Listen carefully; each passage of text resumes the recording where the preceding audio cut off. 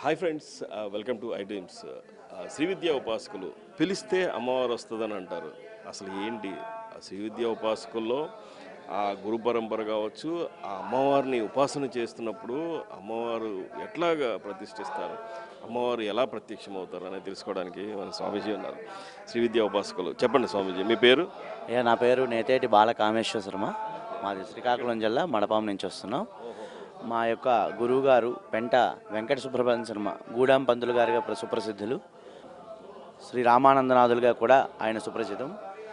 అయితే శ్రీ గురు సర్వకారణభూతాశక్తి, ఈ యొక్క భూమండలం అంతటిలో కూడాను ఉన్నటువంటి సర్వభూతములకు అధిపతి గురువు.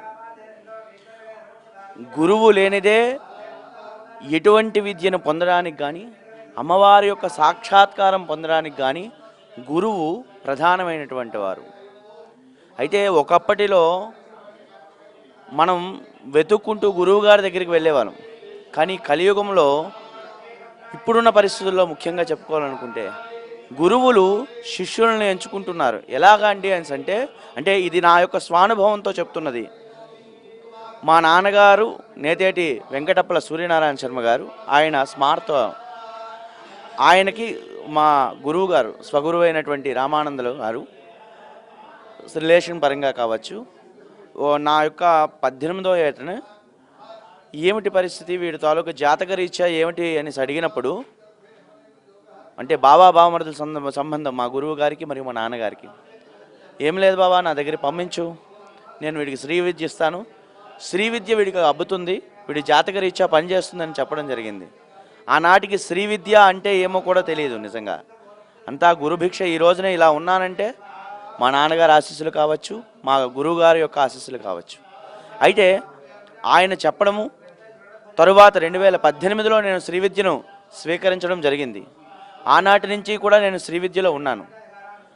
శ్రీ విద్యలో ముఖ్యంగా కూడాను గురువు గారు,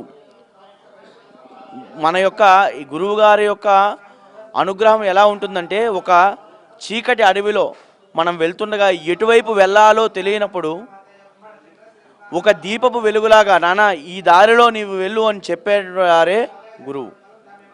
ఆ గురువుని మనం ఎంతగా సేవిస్తామో అంత అనుగ్రహంతో. ఎందుకంటే గురు బ్రహ్మ గురు విష్ణు గురుదేవో మహేశ్వర, గురు సాక్షాత్ పరబ్రహ్మ తస్మై శ్రీ గురవే నమః. ఆయనే విష్ణువు, ఆయనే శివుడు, ఆయనే బ్రహ్మ. ఈ 3 స్వరూపాలని కలిగి ఉన్నటువంటి స్వరూపమే గురువు. కాబట్టి ఆ గురువుని ఆశ్రయించడం ద్వారాగా నీవు నీ యొక్క ఉన్నతమైన జీవితాన్ని గడుపుకోవడానికి ఏదైతే నువ్వు ఉపయోగపడుతుందో దాన్ని నిర్దేశించేవారు ఆ యొక్క గురువు. కాబట్టి ఆ గురువుని యొక్క పాదాల సన్నిధి వంత చేరిన వెంటనే మనకి ఒక శక్తినిస్తారు. అదే ఉపాసన.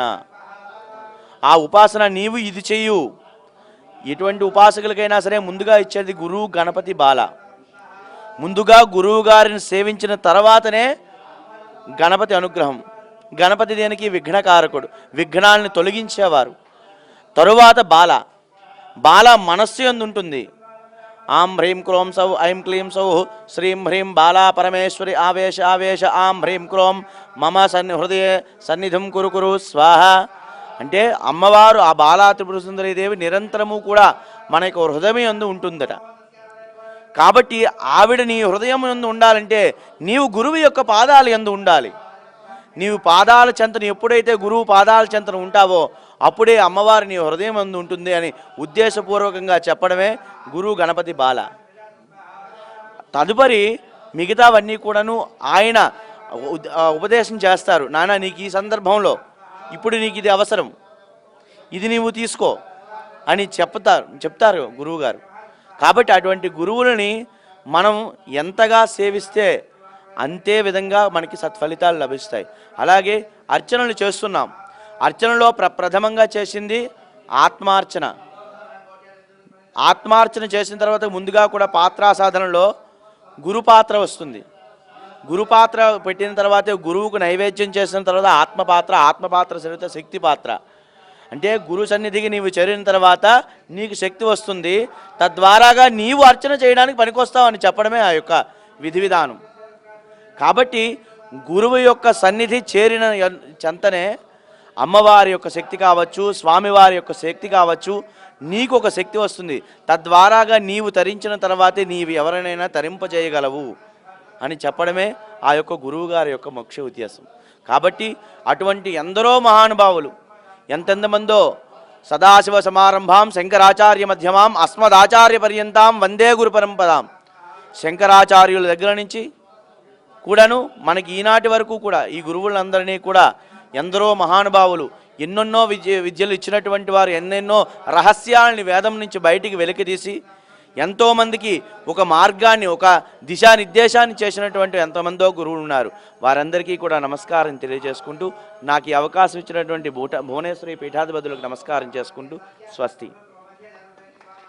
ఇది గురు పరంపర అంటే గురువుని ప్రత్యేకంగా పూజిస్తేనే అమ్మవారు ఉపాసకులుగా ఎదగగలరు. ఖచ్చితంగా అమ్మవారు ఏదైతే ఉందో ఆశీస్సులు ఉంటాయో అమ్మవారి ఆశీస్సులు ఖచ్చితంగా ఉంటాయని చెప్పేసి చెప్తున్నారు స్వామీజీ. శ్రీ విద్యా ఉపాసకులు అంటే అందరికీ కూడా చాలా ప్రత్యేకంగా ఉంటారు. వీరు చేసేటువంటి పూజలు కావచ్చు, వీరు చేసేటువంటి నియమ నిష్ఠలు కావచ్చు, చాలా ప్రత్యేకంగా ఉంటాయి, చాలా కష్టతరంగా కూడా ఉంటాయి. అది అందరికీ సాధ్యమయ్యే విషయం కూడా కాదు.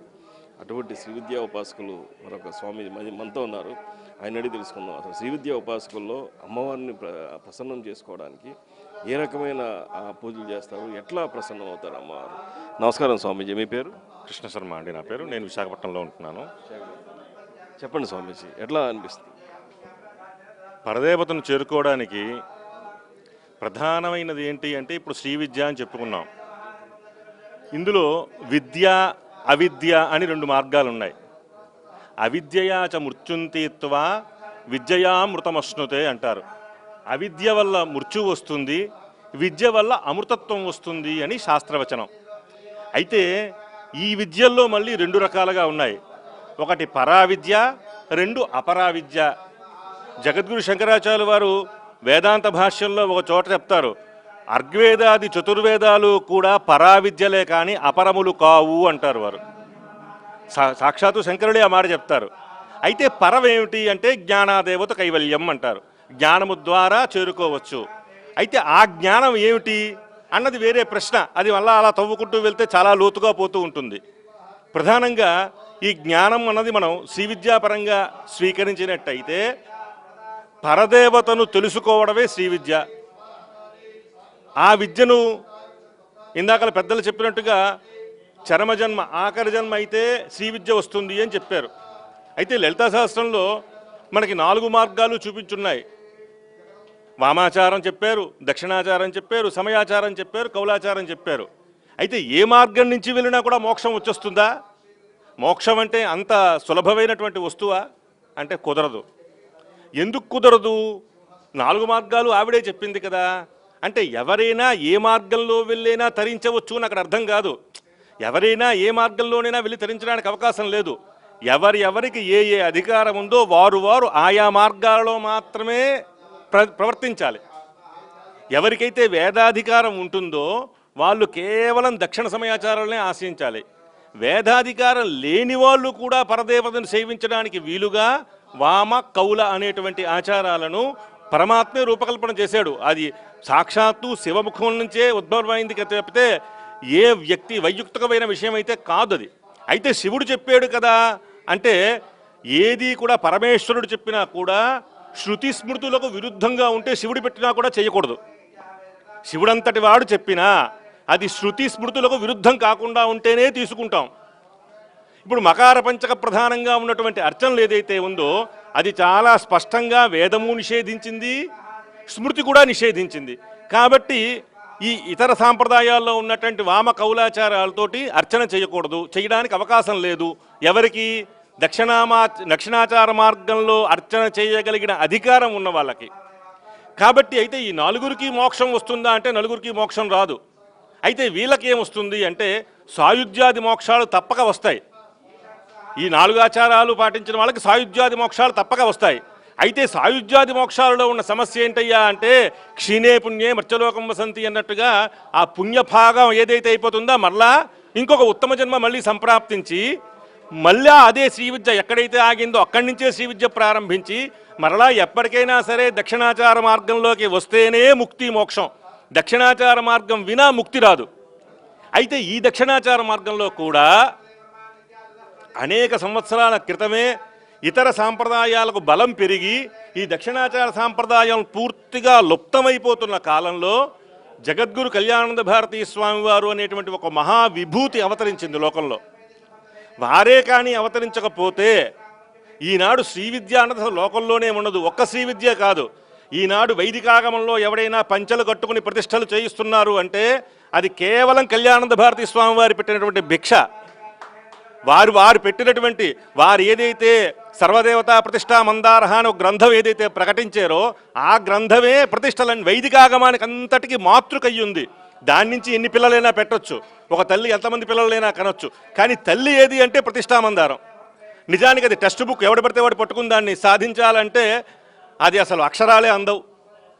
గురువుల యొక్క అనుగ్రహం ద్వారా సేవించినప్పుడే ఆ పుస్తకం అందుతుంది. ఒక్క అదే కాదండి, కల్పాలలో ఒక గణపతి కల్పం కానీ ఈరోజు గణపతి చతురావృతి తర్పణం అన్నది బాగా ప్రచారంలో ఉంది. దాన్ని చెప్పింది ఎవరండి లోకానికి? కేవలం కళ్యాణానంద భారతీ స్వామివారు. వనదుర్గా మహావిద్య అనే కల్పం లోకంలో ప్రచారంలోకి వచ్చింది. దాన్ని చెప్పింది ఎవరు? కళ్యాణానంద భారతీ స్వామివారు.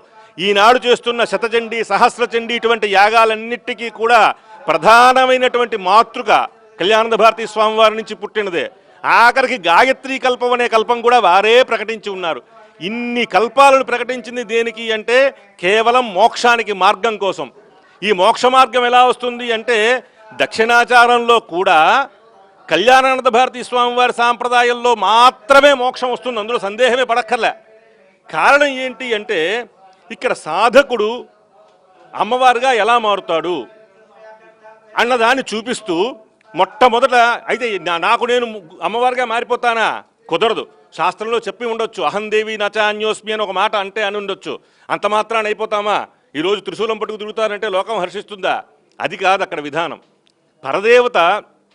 పరదేవతకి గురువుకి భేదం లేదు అని చెప్పి అర్చన అంతా కూడా మొట్టమొదట అర్చన అనేటువంటి పుస్తకం తెరుస్తూనే నమో బ్రహ్మాదిభ్య అంటూ ప్రారంభమయ్యి గురువునే స్తుతిస్తాడు. అర్చన పూర్తవుతోంది అంటే దేశిక వాగుపదేశ వినస్య అంటూ దేశికులన్నా ఉపదేశకుడన్నా గురువన్నా ఒకటే మాట. భవ శంకర దేశికమే శరణం అన్నారు. కాబట్టి దేశిక అనే మాటకి గురువు అనేటువంటి అర్థం వర్తిస్తుంది. కాబట్టి ఎవరైతే గురువును ఆశ్రయించి కేవలంగా అదొకటే మార్గం, అద్వైతం సర్వత్రా వర్తతే నా గురోరపి అంటారు. ఎక్కడైనా సరే నేను అమ్మవారు ఒకటే అనుకో, దోషం లేదుట. కానీ గురువు నేను ఒకటే అనుకోవడానికి వీళ్ళే. గురువు గురువే. ఆ గురువు ద్వారానే పరదేవతను చేరేటువంటి మార్గం. అలా చేరితేనే ఆవిడ కనిపిస్తుంది తప్పితే నాకు తెలుసును నేను విజ్ఞానవంతుణ్ణి అంటే కనిపించదు. దక్షిణాచార సాంప్రదాయంలో ఉన్న గొప్ప విషయం ఏమిటయ్యా అంటే ఇది అత్యంత సాత్వికమైన సాంప్రదాయం. ఈ సాంప్రదాయంలో చర్మచక్షువులతో అమ్మవారిని చూడలేకపోవచ్చు, ఖచ్చితంగా జనన మరణ రహితమైనటువంటి మోక్షాన్ని అమ్మవారి పాదాలు ఎంత ఖచ్చితంగా ఉంటారు. ఇతర వామాచారాలు చాలా గొప్ప వామాచారాల్లో కూడా మన రామకృష్ణ పరమహంస వారు కానీ లేకపోతే ఈశ్వర సత్యనారాయణ గారిని శ్రీయానందనాథుల వారు వీళ్ళంతా సాక్షాత్తు అమ్మవారిని చూసి మాట్లాడి తరించిన వాళ్ళు. ఎంత అమ్మవారిని ఈ చర్మచక్షువులతో చూసినా మరలా దక్షిణాచార సాంప్రదాయానికి వస్తే కానీ జనన మరణ రహితమైనటువంటి పరదేవత పాదాలు లభించవు అనడంలో ఎంత మాత్రము సందేహం లేదు. ఈ విధంగా శాస్త్రం చెప్పబడుతోంది. స్వస్తి. ఇది శ్రీ విద్యా ఉపాసకుల యొక్క ముఖ్య ఉద్దేశం. వాళ్ళు చేసినటువంటి ఆ కఠోర ఆ శ్రమ ఏదైతే ఉందో ఆ గురువులే ప్రముఖంగా చెప్పుకోవాలి. గురువుల వల్లే మాకు ఈ పరిస్థితి వచ్చిందని చెప్పేసి చెప్తున్నారు. కెమెరా పర్సన్ విజయకృష్ణతో మోహన్, ఐ డ్రీమ్స్, గన్నవరం నుంచి.